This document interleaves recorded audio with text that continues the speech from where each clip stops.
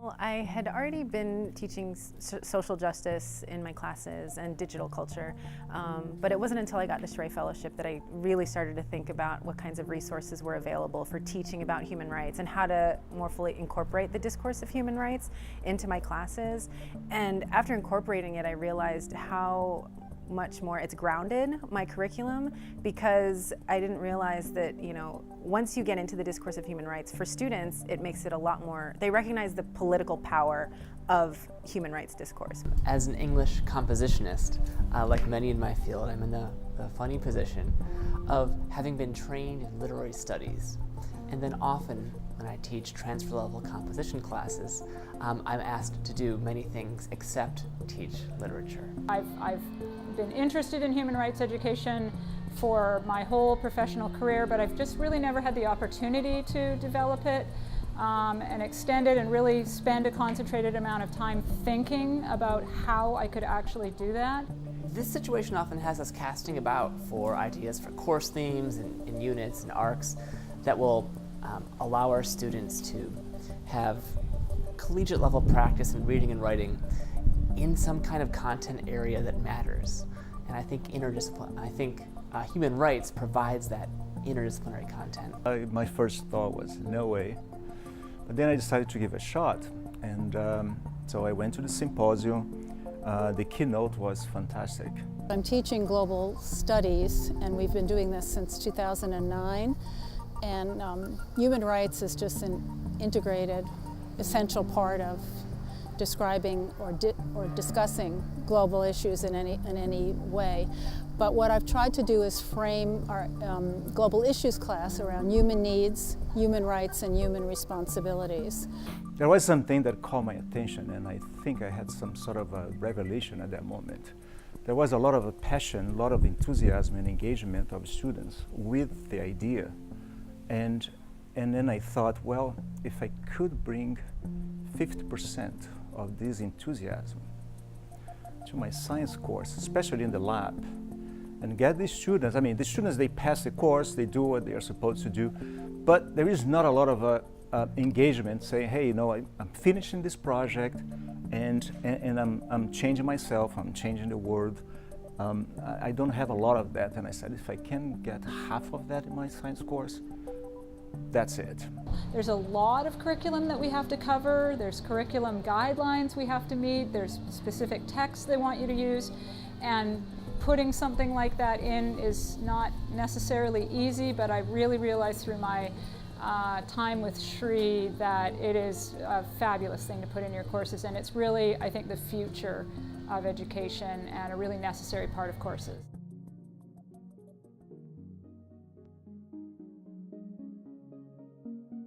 Writing up a project that was going to be able to reach my students, have them demonstrate skills and abilities clearly and effectively, things like that. I think the main innovation was internationalizing my curriculum, because when I'd done social justice, we talk about gender discrimination in Silicon Valley, or the digital divide in the U.S. And so I really wanted to broaden my scope, and so that's what I had to do. I had to find more resources that were addressed human rights outside of the U.S. The science courses in community college, they are crafted by faculties of community colleges, CSUs and UCs. And the course content is this. And honestly, we have time that much to deliver all of that. So I said, how am I going to introduce something new in a course if I don't have the time for? Identifying myself as a co-learner to my students. Admitting that I wasn't trained for years and years in the human rights conversation, and that while I've certainly looked into it, perhaps more than many of them, the fact is that in their research and in their conversations, they're going to be turning over texts and ideas that may not have occurred to me. And so often my job in this situation is to be asking honest questions as opposed to merely leading ones. I found that I need to just be aware that students need to be able to hear, see, as well as read things, because not everybody processes things so well when they read them. But if they can see an image, it makes what they're learning about much more real. If they can hear somebody speaking about a topic, that makes it via YouTube or any other means, that makes it work better. The course that I decided to introduce is Earth Sciences for non-science majors, and it uses lots of visuals, lots of media and what's going on nowadays in the globe. And Earth Science has a little bit of astronomy, geology, and you know, I said, okay, so I think what I would do, when I show these nice pictures of diamonds and gold and copper, sulfur, you know, very well produced, and people working in mining with nice clothes and helmets, probably with a nice health insurance, nice clothing. I think I should show the other side of the story and give a little bit of questions and have the students come up with arguments and ideas with respect to that. I teach classes that are delivered in 3 different formats. The first format is online, the second format is face-to-face classes, and the third format is a mix of online and face-to-face classes, and those are called hybrid classes. And all of my classes are one of those 3 types.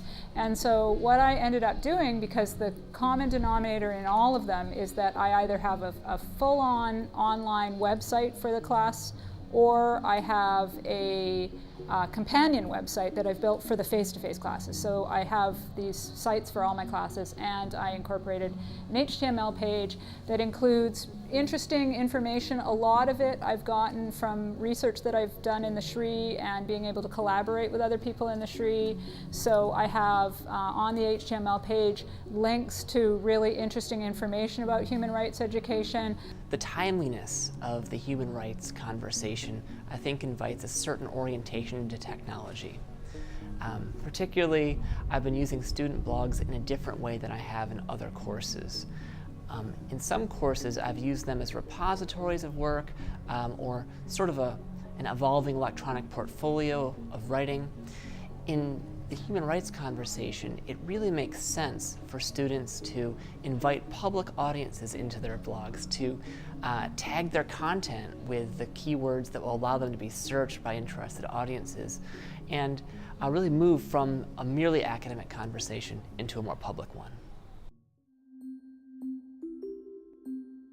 I think one success of my teaching with human rights has been conducting a classroom inquiry in which my students are aware that the knowledge they're acquiring has stakes, and that the emotional engagement that they feel when they encounter images and texts that they find very arresting has an intellectual payoff at the end of the road. Oh, I think one of the major successes is seeing how students have developed a deeper understanding of how new media and technology can change social structure. They used to think about technology in terms of how does it affect me, but now with this new sort of curriculum, they're starting to think about how does technology affect the world around me. The students finish the course knowing if the entire humanity would have access to the things we have access, we would need to import 2 other planets Earth nearby and deal with the gravity, because probably we wouldn't survive with that. So what the students learn is to break one of the myths that we can do whatever you want. Reading the students' responses to reflection assignments and things that get them to think about human rights, human needs, human responsibilities, and how history, politics, or economics plays into their lives and to the lives of other people in the world. So now they're arriving at conclusions like how can social media encourage participation in democracy, and how can smartphones enable citizen journalism and change the way governments are run. The second myth is, I think, and that is a success too, is science and mathematics is dry. I hate it. Science is nice, it's cool, it's engaging, and if you learn how to apply, you appreciate that, your life transforms. So I would think those 2 myths are being broken in my class, and I think that's a big success. Human rights, which, you know, at first sight has nothing to do with science, but is helping the learning curve of my students. In particular, one of the things I pay a lot of attention to is the image advertisements that students create, and they've done some very, very creative, some very innovative things that demonstrate a clear understanding of their kind of average, everyday, daily life activities, and how they can now link those to human rights issues through person, place, object, or behavior. In a sense, I guess I'm really hoping that I've been able to share my passion for this topic in a way that's made a required course something more than just an academic exercise. I think the main obstacle or challenge that I faced is just the pacing, because on the quarter system it goes so quickly and we already have so much content to get through, and as a composition teacher I also have to teach writing skills. I really felt compelled to try to bridge the gap between the theories of teaching that I encountered earlier in my career and the implications of teaching human rights. That is, I felt compelled to do some reading and some work on my own to try to develop a paradigm of what I was up to. Human rights is not part of a science curriculum. And if the students are not interested, if some percentage, 20, 30%, they are not there, they can use that as I say, hey, I don't need to do that. I don't need to participate in that. And meeting the needs of the students sometimes revolves around realizing what the students don't know. And I was going to say part of the success would be if they realize what they don't know by the end of the class. And then find some ways to figure out how to get information about what they don't know. But the challenges are they may not have the skills to figure out, to find information, and they don't know what they don't know. And there's always a very wide range of preparedness levels, which means you're going to have some students who come into these projects, into this academic work, and they're going to have all kinds of skills and abilities that are taken for granted that they know how to do that. But then there's other students who are coming into this in a very, very underprepared way. So I found source materials for my courses in a number of ways, and one of my favorite ways is through conversation with others. SHREI staff have recommended texts that I found very useful, but even in other situations I found myself talking about human rights and being informed of some really great material. One of the things I do, I follow sort of what's trending on the internet, because I know that that's what's also going to be trending for my students. So I kind of have some understanding of what the things they're experiencing online. News media, that's where I get my information. I think I've become an avid reader of the New York Times, the Wall Street Journal, and The Economist. The place that I start with that is with a seminal reading in sociology, and the seminal reading is called The Promise. It's chapter 1 of C. Wright Mills's book, The Sociological Imagination, and it's a assigned required reading in the class that helps students conceptualize social life and their place in the world.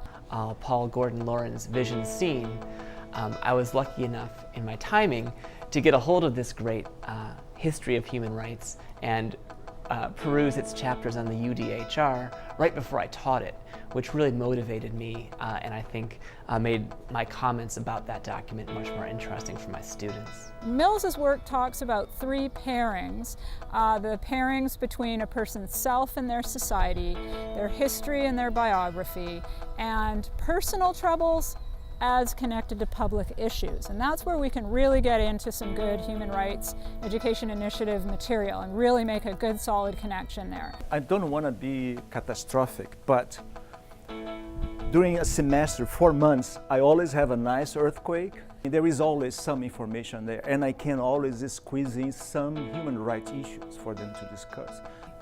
Another great resource has been working with the program on liberation technology and the D-School, because then I actually get to learn about specific projects that people are currently working on that relate to the topics that I'm addressing in my classes.